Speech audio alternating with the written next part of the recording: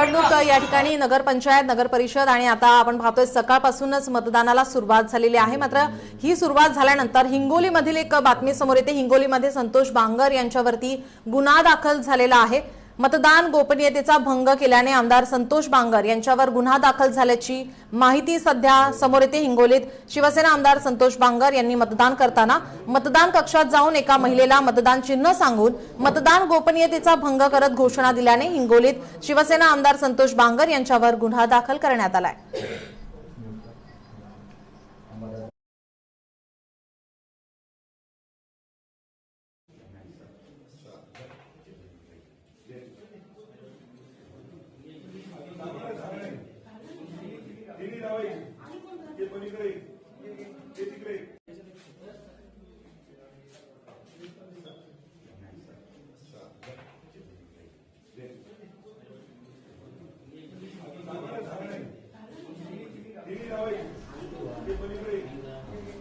संपूर्ण राज्यामध्ये नगरपालिकेसाठी मतदान